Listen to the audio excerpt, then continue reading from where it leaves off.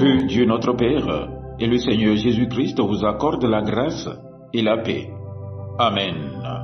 Le texte biblique retenu pour notre méditation de ce samedi 29 novembre 2025 est tiré de l'Épître aux Éphésiens chapitre 5 du verset 15 au verset 20.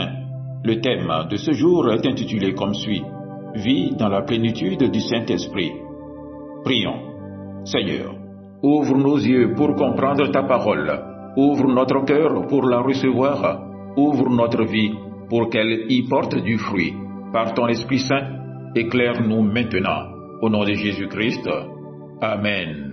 Éphésiens chapitre 5, du verset 15 au verset 20. Prenez donc garde afin de vous conduire avec circonspection, non comme des insensés, mais comme des sages. Rachetez le temps, car les jours sont mauvais. C'est pourquoi ne soyez pas inconsidérés, mais comprenez quelle est la volonté du Seigneur. Ne vous enivrez pas de vin, c'est de la débauche. Soyez au contraire remplis de l'esprit. Entretenez-vous par des psaumes, par des hymnes et par des cantiques spirituels, chantant et célébrant de tout votre cœur les louanges du Seigneur. Rendez continuellement grâce à Dieu, le Père, pour toutes choses, au nom de notre Seigneur Jésus-Christ.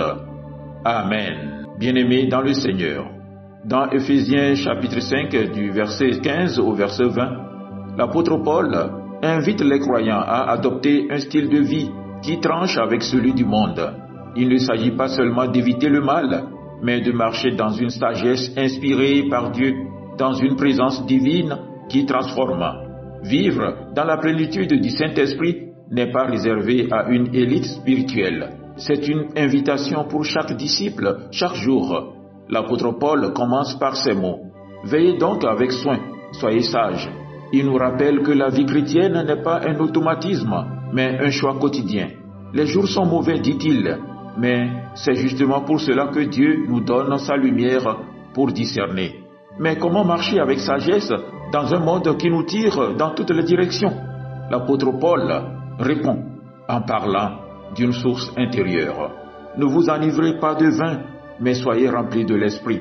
L'apôtre oppose deux manières de remplir le vide du cœur. La fausse plénitude, celle qui donne un plaisir passager. La vraie plénitude, celle du Saint-Esprit, qui donne paix, force et direction.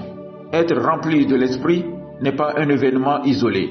C'est une dépendance continue, comme une jarre qu'on laisse se remplir chaque jour. Et cette plénitude, l'apôtre Paul ne la laisse pas dans l'abstrait. Il en montre les fruits très concrets. Il en cite trois principaux. Le premier, la louange.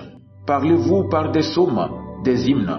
Un cœur rempli de l'esprit transforme les paroles. Au lieu de plainte, il fait monter la louange. Deuxième, la joie. Chantant et célébrant de tout votre cœur. Ce n'est pas la joie artificielle d'un sourire forcé, mais une joie qui vient de Dieu et qui traverse même les saisons difficiles. Troisième, la reconnaissance. Rendez continuellement grâce pour toutes choses. L'Esprit nous apprend à voir la fidélité de Dieu, même là où nous ne l'apercevions pas. Ainsi, la plénitude du Saint-Esprit ne se limite pas à une expérience spirituelle. Elle façonne notre manière de vivre, de parler et de regarder la vie.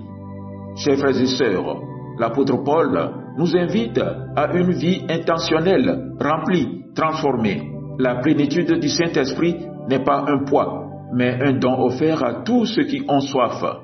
Que ce passage soit pour nous un appel à dire chaque matin: Seigneur, remplis-moi de ton esprit, conduis mes pas, mes paroles et mon cœur. Amen.